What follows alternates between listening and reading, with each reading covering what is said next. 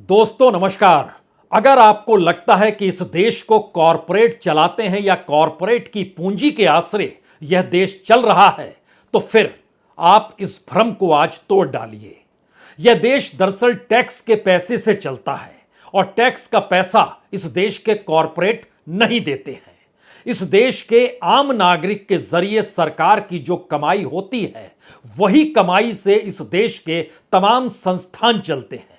इस देश के भीतर में जो पैसा सैलरी के तौर पर व्हाइट कॉलर्स को दिया जाता है, वो चाहे इलेक्शन कमीशन के दफ्तर में बैठा हुआ हो या सुप्रीम कोर्ट में बैठा हो, या फिर इस देश की संसद को चलाने के लिए जो पैसा होता है, या तमाम मंत्रालयों के भीतर जो भी कर्मचारी काम कर रहा है, जो भी अधिकारी काम कर रहा है, सरकार ने कोई दूसरा उपाय इस देश में आय का किया ही नहीं है।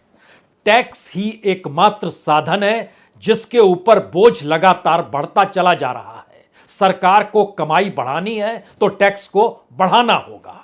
और इस देश के भीतर का सिस्टम इस दौर में कुछ इस तरीके से बना दिया गया कि आप समझ ही ना पाए कि दरअसल इलेक्ट्रॉल बॉन्ड के जरिए कितनी ब्लैक मनी इधर से उधर होती है। आप समझ ही नहीं पाए कि बैंकों का बढ़ता डिविडेंड जिसे सरकार हड़प लेती है या सरकार को दे दिया जाता है, उसके पीछे इस देश में आम नागरिकों के अकाउंट जो बैंकों में खुले होते हैं, उस पर से कितनी वसूली हो रही है।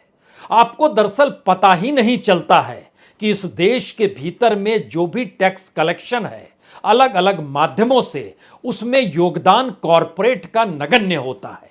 और आम लोग या कहें गरीबी की रेखा से जो नीचे पड़ा तबका है, जिसकी तादाद करोड़ों में है, उनसे एक एक पैसा भी बटोरते हैं तो करोड़पति एक झटके में सरकार हो जाती है।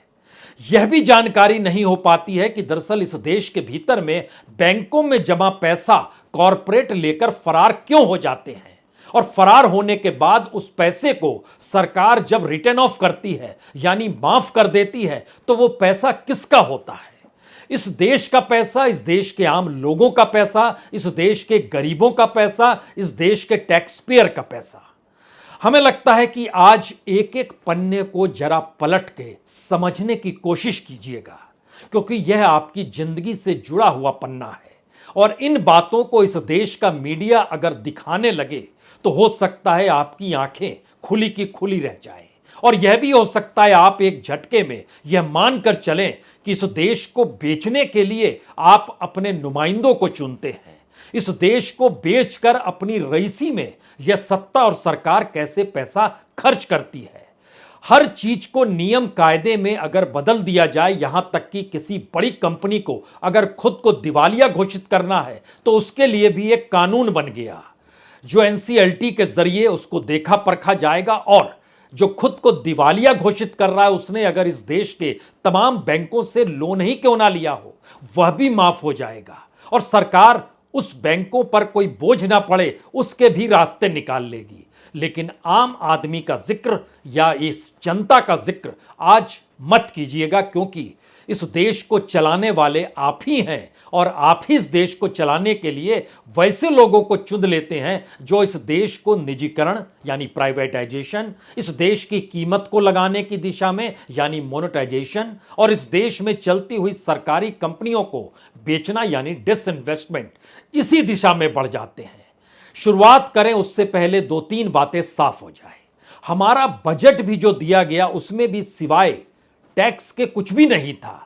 वो टैक्स चाहे जीएसटी के जरिए हो, चाहे इनकम टैक्स के जरिए हो, चाहे कॉरपोरेशन टैक्स के जरिए हो, चाहे कस्टम के जरिए हो, चाहे एक्साइज ड्यूटी के जरिए हो, चाहे सेस के जरिए हो, चाहे अलग अलग सर्विसेज के जरिए हो, इसको जब जोड़ते चले जाइएगा तो आप हैरत में आ जाएंगे। इसके अलावे सरकार की कोई कमाई है ही नहीं। और सरकार हर महीने अपनी पीठ को ठोकती है यह कहकर, इस बार देखिए कमाल कर दिया हमने, जीएसटी कलेक्शन इतना बढ़ गया। और वो बढ़ते बढ़ते इस फाइनेंशियल ईयर में अगर आप सिर्फ अप्रैल और मई का जिक्र करें तो अप्रैल में जीएसटी कलेक्शन जो था वह 1,87,000 करोड़ का था, और मई के महीने में यह 1,57,000 करोड़ का था। दोनों को मिला दीजिएगा यो 3,44,000 करोड़ होंगे। इस फाइनेंशियल ईयर में 10 महीने अभी और बचे हुए हैं। बजट में रखा गया था कि कुल जीएसटी कलेक्शन जो होगा वह 9,56,000 करोड़ का होगा। तो एक लिहाज से 30% तो अभी जुड़ा दिया गया 2 ही महीने में, और बाकी 10 महीने बचे हैं तो जीएसटी कलेक्शन और ज्यादा होगा। यही हालत इनकम टैक्स की होगी, यही कॉरपोरेशन टैक्स की होगी, यही कस्टम की होगी, यही एक्साइज की होगी, यही सेस से जो पैसा आपसे लिया जाएगा वह भी होगी, और यही जो अलग अलग सर्विसेज पे जो लगाए जाते हैं टैक्स, वो चाहे ट्रांसपोर्ट की सर्विस हो, चाहे कम्युनिकेशन की हो, चाहे एनर्जी की हो, सब पर वो पैसा वैसे कलेक्ट किया जाता है। तो आइए इस पन्नों को आज खोलना शुरू करते हैं एक एक करके। ये पन्ने कई मायनों में इसलिए महत्वपूर्ण है क्योंकि जब हम इन बातों का जिक्र कर रहे हैं तो हमारे सामने सरकार के उस पूरे आंकड़े का डाटा है जिसे हमारी टीम ने अलग अलग तरीके से जुगाड़ किया है। उसने जानकारी दी कि दरअसल इस देश में जो नॉर्थ और साउथ ब्लॉक चलता है ना, जहां पर पीएमओ भी है और गृह मंत्रालय भी है, डिफेंस मिनिस्ट्री भी है और तमाम मंत्रालय और तमाम नौकरशाह बैठते हैं, इस्टेब्लिशमेंट एक्सपेंसेस जो होता है इस देश के भीतर वह 3 लाख करोड़ से ज्यादा खर्च किया जाता है। उसमें सिर्फ सैलरी जो होती है, इन बाबुओं की सैलरी जो चलती है वह 1,68,000 करोड़ की होती है। इस 1,68,000 करोड़ की जब हम उन अधिकारियों को, बाबुओं को पैसा देते हैं तो एक जहन में, आपके जहन में यह बात आनी चाहिए, इस देश में जो गरीब कल्याण योजना है उस पर भी तो तकरीबन इतना ही पैसा खर्च किया जा रहा है, लेकिन उसके जरिए इस देश के 80 करोड़ लोगों को 5 किलो अनाज दिया जाता है। और जो इधर जो लोग हैं जिनकी तादाद जो है उसको जब जोड़ना शुरू कीजिएगा तो ये 30 लाख से ज्यादा होंगे नहीं। उनके ऊपर जो 1,68,000 करोड़ रुपए जो सैलरी के तौर पर है, और दूसरे स्टैब्लिशमेंट जो चलते हैं, जो इमारतें आप देख रहे हैं ना, जो नई नई इमारतें अभी सेंट्रल विस्ता बनी है उसको छोड़ दीजिए थोड़ी देर के लिए, और यह समझिए जो स्टैब्लिशमेंट का खर्चा है वह भी 1,32,000 करोड़ का है। यह पैसा कहां से आता है? यह पैसा कहां से आएगा? इसी देश से पैसा चाहिए, जनता से ही पैसा चाहिए, टैक्स के जरिए ही चाहिए। और टैक्स के जरिए बार बार जिन बातों का जिक्र होता है कि दरअसल हमने तो कॉरपोरेट के जरिए इस इकोनॉमी को चला रहे हैं, तो इस भ्रम को आज तोड़ डालिए, क्योंकि उसको एक परीक्षण के तौर पर हमने लिया कि दरअसल अगर एक टैक्स की वसूली इस देश में अगर जीएसटी के जरिए परखा जाए कि जीएसटी के जरिए जो कलेक्शन हुआ, मान लीजिए 1,87,000 करोड़ रुपए अप्रैल में कलेक्शन हुए, अब उसमें से कितना पैसा इस देश के गरीबों ने दे दिया। और आपको जानकर हैरत होगी कि इसको जब हम लोगों ने कन्वर्ट किया कि कितना भुगतान जनता करती है, कितना कॉरपोरेट करती है, तो कॉरपोरेट और रईसों की तादाद ऊपर के 10% को मान लीजिए। उन्होंने जो भुगतान, जिनके पास बड़ी संपत्ति है, उन्होंने जो टैक्स के तौर पर दिया वह सिर्फ 5,610 करोड़ दिया।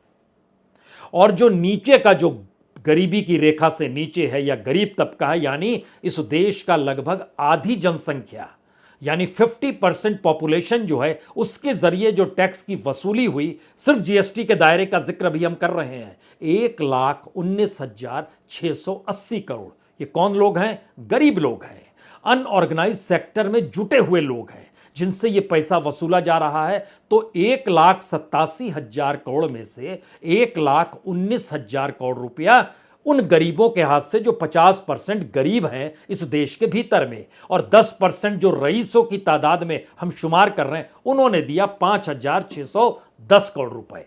और बाकी का जो बीच का हिस्सा है, जिसको हिसाब से देखिए कि उनकी संख्या तकरीबन 33% के लगभग बनती है, उनसे पैसा लिया गया किस जीएसटी में 61,710 करोड़। इसमें मिडिल क्लास बड़ी तादाद में इसकी मौजूदगी है। अपर मिडिल, लोअर मिडिल और मिडिल क्लास, इन तीनों की स्थिति है।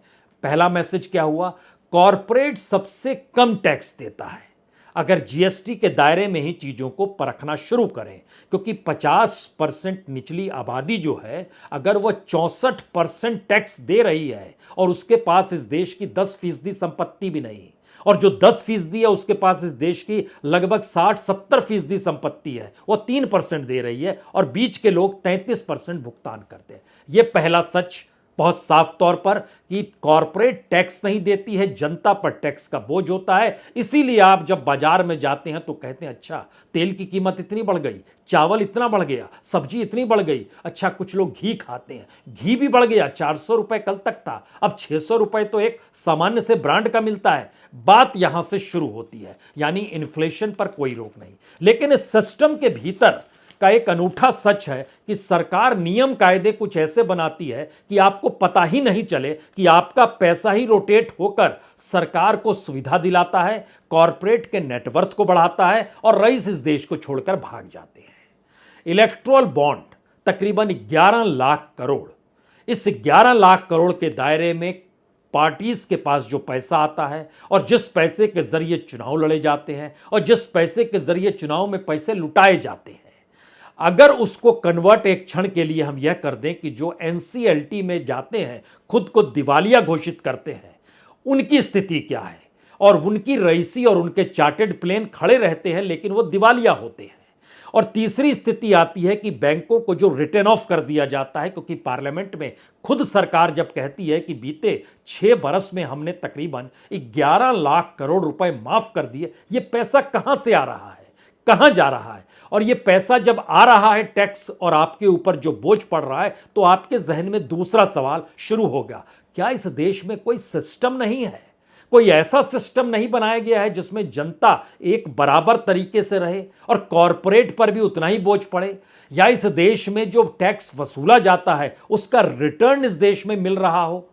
नहीं मिल रहा होगा, क्योंकि इस दौर में प्राइवेटाइजेशन आगे कर दिया गया। यानी ऐसा नहीं है कि पैसा लेकर सरकार बोलने लगे हम देखिए सड़क बना रहे हैं, सरकार सड़क बना रही है तो वहां आपसे टोल लेगी, टोल देने का पावर दे दिया प्राइवेट सेक्टर को, तो प्राइवेट सेक्टर से पैसा ले लेगी, फिर उस पैसे से अपनी रईसी चलेगी। यूं ही नहीं है कि 9,000 करोड़ रुपए का स्पेशल विमान प्रधानमंत्री के लिए बना हुआ है, यूं ही नहीं है कि काफिला निकलता है सड़कों पर गाड़ियों का तो उस पर पैसा प्रधानमंत्री ने अपनी जेब से लगाया है, या यूं ही नहीं है कि देश और दिल्ली के भीतर जितने भी सरकारी प्रतिष्ठान चल रहे होते हैं उसमें एसी चल रहा होता है, उसमें बाबुओं के पास गाड़ियां होती है, सरकारी गाड़ियों की एक लंबी फेरिस्त होती है जो बदली जाती है, नई लाई जाती है, नए बाबू के साथ जुड़ती है, रिटायर्ड होता है तो उनको पेंशन मिलने की शुरुआत, सब चीजें तय है इस देश के भीतर में। लेकिन हमारा प्रोडक्शन, हमारा मैन्युफैक्चरिंग सेक्टर, हमारा उत्पादन कुछ भी नहीं। हमारे यहां जो पूरी की पूरी व्यवस्था की गई उसमें कॉरपोरेट का कोई योगदान इस देश के भीतर क्या होगा, यह कभी भी आप कोई सवाल पूछ सकते हैं। आप कहेंगे जनाब बिजली पैदा करते हैं, तो बिजली जब कॉरपोरेट पैदा नहीं कर रहा था तब नहीं हो रही थी? सरकार ने उसे जो काम करना था, सरकार अपने अधीन काम करती, वह उसने प्राइवेट सेक्टर को दे दिया कि तुम्हें जितना कमाना है कमाओ, वसूली शुरू कर दो, हमें इतना पैसा दे दो। यानी सरकार एक झटके में बिचौलिए की भूमिका में आ गई। और इस बिचौलिए की भूमिका में आने का सबसे अनूठा सच जो सिस्टम का है, वह सिर्फ यह समझ लीजिए कि जब मोदी सरकार सत्ता में आई उसके बाद से देश पर कर्ज 100 लाख करोड़ रुपया बढ़ गया, और उसी दौर में शेयर बाजार जो है तकरीबन 150 लाख करोड़ रुपए बढ़ गया। यानी वहां पर नेटवर्थ शेयर बाजार का खूब बढ़ गया, यहां पर कर्ज खूब बढ़ गया। पैसा एक तरफ शेयर बाजार के जरिए अगर हिंदुस्तान की इकोनॉमी को देखिए और जिन्होंने डीमैट अकाउंट खोल लिया उसके जरिए परखिए, तो आप कहेंगे ये देश तो कमाल से लगातार ग्रोथ कर रहा है। लेकिन जैसे ही आप इसके उलट देखेंगे, अच्छा इतना कर्ज ले रहे हैं, 2014 तक 55 लाख करोड़ था, आज की तारीख में यह 156 लाख करोड़ हो गया है। इतना कर्ज क्यों ले लिया गया?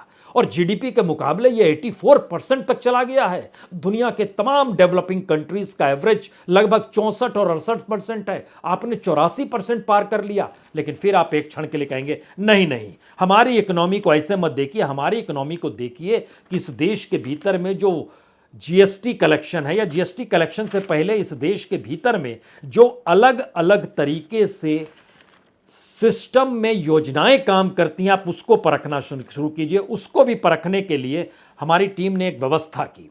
उसने बताया दरअसल कि हम लोगों ने परखा अपने तौर पर, तो सरकार जिम्मेदारी मुक्त है, कॉरपोरेट घोटाला हो जाए, सरकार पर कोई आंच नहीं आएगी, कानून ऐसा बनाया हुआ है, सेबी की व्यवस्था की हुई है, सेबी में गड़बड़ी होगी तो सुप्रीम कोर्ट वहां पर वॉल्व का काम करेगा, शेयर बाजार में उथल पुथल होगी तो वहां पर भी सुप्रीम कोर्ट को बीच में लाकर खड़ा कर दिया जाएगा और फिर मस्ती में सारे वैल्यूशन और घपले घोटाले होते चले जाएंगे। रेल दुर्घटना ही हो जाए तो जिम्मेदारी कौन लेगा, बेरोजगारी बढ़ जाए तो जिम्मेदारी कौन लेगा। और जब बेरोजगारी का हम जिक्र कर रहे हैं तो यह समझिए कि सीएमआई का डाटा बताता है कि इस दौर में लोगों ने नौकरी खोजना ही खत्म कर दिया। शहरों तक में 50 लाख से ज्यादा बच्चों ने नौकरी खोजना खत्म कर दिया। इस देश के भीतर में करोड़ों लोग नौकरी से हट गए, बोले नहीं नहीं नौकरी नहीं मिलेगी, बड़ा मुश्किल सवाल है। अब जब इस पैसे का हम कलेक्शन लगातार कर रहे हैं, अब यहां पर दो तीन बात और साफ होनी चाहिए। पहली बात यह है कि जब हम आपसे यह कह रहे हैं कि बड़ी तादाद में लोगों ने खुद को नौकरी से अलग कर लिया, खोज से बाहर कर लिया, तो एक झटके में वह संख्या इस देश के भीतर में 1 करोड़ से ज्यादा की हो गई। जो लेबर फोर्स था वो कल तक मतलब पिछले महीने तक अगर 45 करोड़ था तो अब झटके में 44 करोड़ पर आ गया। शहरों में जो रोजगार खोज रहे थे वह तकरीबन 14 करोड़ 70 लाख थे, वो घटकर 14 करोड़ 20 लाख हो गए, यानी 50 लाख वहां भी खत्म हो गया। जो वर्क फोर्स हमारी है वह इस देश के भीतर में तकरीबन 12 करोड़ 95 लाख की है। इसके अलावे काम मिल पाना बड़ा मुश्किल सवाल हो गया है और इसमें अनऑर्गेनाइज सेक्टर को भी हमने शामिल किया, क्योंकि तकरीबन शहर के भीतर 1 करोड़ 30 लाख लोगों के पास कोई काम नहीं है। अब यहां से शुरू कीजिए, हम जिस शेयर बाजार और जिस डेब्ट का यानी कर्ज का जिक्र कर रहे थे, मोदी सरकार ने इस दौर में कर्ज लगभग 100 लाख करोड़ का ले लिया, जो बढ़ता चला गया। लेकिन इसी दौर में जब 2014 में शेयर बाजार का टोटल जो मार्केट कैप था, जो मार्केट कैप उस वक्त तकरीबन 100 लाख करोड़ का था, वो आज की तारीख में बढ़कर 272 लाख करोड़ हो गया। तो शेयर बाजार कैसे बढ़ रहा है, वहां पर पैसा किस रूप में आ रहा है, और डीमैट अकाउंट खोलने वालों की तादाद तकरीबन 11.5 करोड़ हो गई। यह कौन लोग हैं? ये वही लोग हैं जो कम टैक्स देते हैं, ये वही लोग हैं जो मिडिल क्लास के तहत टैक्स देते हैं, और ये वही लोग हैं जो शेयर मार्केट के इर्द गिर्द जो कॉरपोरेट का वैल्यूएशन है और इस देश के भीतर की जो संसाधन और पूंजी है उसको जो लूट का हिस्सा शेयर बाजार में बनाया जाता है, तो उसी के जरिए कमाई का रास्ता ही खोजते हैं। यानी निर्भरता कहीं बढ़ गई इस देश के भीतर में उस कैपिटल को लेकर जो कैपिटल है नहीं आपके सामने, लेकिन वैल्यूएशन के जरिए ऊपर नीचे हो रहा है। यहां पर आप शेयर बाजार को लेकर बहुत खुश मत हो जाइए, क्योंकि दुनिया के मानचित्र पर दुनिया के अगर वर्ल्ड वाइड शेयर मार्केट को मिला लीजिएगा तो भारत में उसका जो योगदान है वो सिर्फ 3% है, यानी 272 लाख करोड़ सिर्फ 3% बढ़ता है। चाइना जबकि 847 लाख करोड़ है और अमेरिका लगभग 3673 लाख करोड़ है। तो हम उस तुलना में भी नहीं आ रहे हैं। भारत की इकोनॉमिक कंडीशन जहां सबसे ज्यादा चकाचौंध है, उसके नेटवर्थ को बतलाकर यह सिर्फ एहसास कराना चाहते हैं कि सरकार के आंकड़ों की जादूगरी में मत फंसिएगा। और जब आप इसमें नहीं फंसेंगे तब आपके जहन में यह सवाल आना शुरू होगा कि इस देश में जो बैंकों की बुक को में से कर्ज को हटा दिया जाता है, अगर महीने दर महीने 3-4 चीजों को आप जोड़ लीजिए, उसमें आप इलेक्ट्रल बॉन्ड को जोड़ लीजिए, उसमें आप एनसीएलटी के तहत जो दिवालिया हो गई कंपनियां, जो आईबीसी के तहत जो अपने आप को बैंकरप्सी के तहत लेकर आती हैं और उसके बाद जब उनकी बोली लगती है कोई दूसरे को दे दिया जाता है जो सरकार का चहेता होता है और इधर माफ़ी हो जाती है, इस इकोनॉमी को जोड़ लीजिए। और कर्ज माफ करने के बाद जो आरबीआई उसके बावजूद भी बैंकों का डिविडेंड जो है वो जो सरकार को सौंपता है, जो 2023-24 में 1 लाख करोड़ के लगभग सरकार को दिया जाएगा, तब यहां से तीसरा सवाल जो सबसे बड़ा खड़ा होता है, इस देश के भीतर में सरकारें जो बनती हैं क्या वह सिर्फ इस देश की खनिज संपदा को लूटने के लिए बनती है? और इस देश के भीतर में जो कुछ भी बनाया गया उससे जो भी कमाई हो रही है, उस कमाई में बड़ी हिस्सेदारी उसके पास कैसे आ जाए, इसके लिए नियम कायदे बनाकर आगे बढ़ती है? यकीनी तौर पर, क्योंकि इससे हटकर हमारा कोई प्रोडक्शन नहीं दिखलाता है कि हम किस दिशा में जा रहे हैं, किस दिशा में नहीं जा रहे हैं। और 9 साल में अगर कर्ज हमारा 2.5 गुना बढ़ गया, यानी हमारे ऊपर जो कर्ज था हमारे और आपके ऊपर 2014 में तकरीबन 43,000 रुपए था, प्रति व्यक्ति पर कर्ज, भारत इतना कर्जवान था, लेकिन आज की तारीख में वही कर्ज 1,10,000 हो चला है प्रति व्यक्ति, यह कर्ज है। इस लिहाज से चीजें डेवलप हो रही है। अब यहां पर एक दूसरा सवाल, जो जीएसटी कलेक्शन या जो भी टैक्स कलेक्शन है उसके दायरे में भारत का एक सच तो पहले जान लीजिए, हर चौथा व्यक्ति भारत में गरीबी की रेखा से नीचे है, यानी 25% तो सीधे इसी रूप में आपको हिंदुस्तान को देखना होगा। लेकिन कुछ राज्य ऐसे हैं जहां पर हर तीसरा और दूसरा व्यक्ति गरीबी की रेखा से नीचे है, जैसे छत्तीसगढ़ में 39% बीपीएल, झारखंड में 37%, बिहार में 34%, उड़ीसा में 33%, असम और मध्य प्रदेश में 32%, उत्तर प्रदेश में 30%, राजस्थान में 30%। ये मैसेज क्या है? इन जगहों से जो कलेक्शन होता है, जीएसटी का कलेक्शन इस देश के भीतर में, वह तकरीबन 30% हो जाता है, और इन जगहों पर हर तीसरा शख्स गरीबी की रेखा से नीचे है। तो आप जो पेंसिल खरीदें या आलू खरीदें, आप चाहे पापड़ खरीदें या तेल खरीदें, आप कुछ भी खरीदें, जीएसटी हर चीज पे लग रही है। और जब इस पूरी प्रक्रिया के भीतर में जो मिडिल क्लास है वो जो सुविधाएं उठाती है, चाहे एनर्जी का हो, चाहे ट्रांसपोर्ट का हो, कम्युनिकेशन का हो, या किसी भी चीज की, उस पर से भी सरकार लगभग 3 लाख करोड़ रुपए, जिसको हम कहते हैं नॉन टैक्स रेवेन्यू, उसको भी कलेक्ट करती है। और इस दौर में जो टैक्स का बोझ आप महसूस कर रहे हैं, उसके सबसे बड़ी वजह यह है कि हमने जब आपको जीएसटी का आंकड़ा बताया कि सरकार ने बजट में रखा, हमारा साल भर का कलेक्शन होगा 9,56,000 करोड़ का, 2 महीने में ये 3,44,000 करोड़ का कलेक्शन हो चला है। वजह वही है, महंगाई बढ़ाते चले जाइए, लोगों के ऊपर टैक्स का बोझ बढ़ते चला जाएगा, खरीदारी महंगी होती चली जाएगी, पैसा कलेक्शन ज्यादा होते चला जाएगा, और नोट छापने की प्रक्रिया तो आपके भीतर है ही। यानी कुल मिला के अगर इस सारे टैक्सेस को आप जोड़ दीजिएगा तो यह तकरीबन 23,30,631 करोड़ रुपए सिर्फ ये डायरेक्ट टैक्स है, जिसके दायरे में सेस भी आते हैं। और इसके अलावे जो नॉन टैक्स रेवेन्यू है वो तकरीबन 3 लाख करोड़, यानी 26 लाख करोड़ से ज्यादा यही है रेवेन्यू सरकार की, जो बढ़ जाएगी जब अगला बजट रखा जाएगा। अंतरिम बजट अगला रखा जाने वाला है, चूंकि चुनाव की दिशा में बढ़ चुके होंगे, इसीलिए यह सवाल। अब यहां पर सबसे आखिरी सवाल, अगर सरकार तमाम आंकड़े सही हैं, सरकार जो कहती है इस देश में हेल्थ सिस्टम, एजुकेशन सिस्टम, सब कुछ ठीक ठाक है, तो दुनिया में भारत पहले नंबर पर क्यों है, जहां पर इस देश के रईस भी इस देश को छोड़कर भाग रहे हैं? और उनसे जब जानकारी हासिल की एक इंटरनेशनल तरीके से, और उसमें एक ऑक्सफैम की संस्था है, कुछ और 2 संस्थाएं हैं, अपने अपने तरीके से सब ने एक एनालिसिस किया कि जो मिलीनियर्स बिलीनियर्स देश छोड़कर भागते हैं, उसकी सबसे बड़ी वजह क्यों, क्योंकि भारत के भीतर से एवरेज 7,000 रईस जो हैं हर बरस छोड़कर भाग रहे हैं, और 56,000 का आंकड़ा सरकार के विदेश मंत्रालय के पास पड़ा हुआ है। इतने लोगों ने देश छोड़ दिया। उनके जरिए जो जानकारी निकल कर आई वो चौंकाने वाली है। पहली जानकारी, भारत के भीतर बिजनेस का माहौल सही नहीं है। जो बिजनेस का माहौल है उसके लिए कोई सिस्टम नहीं है।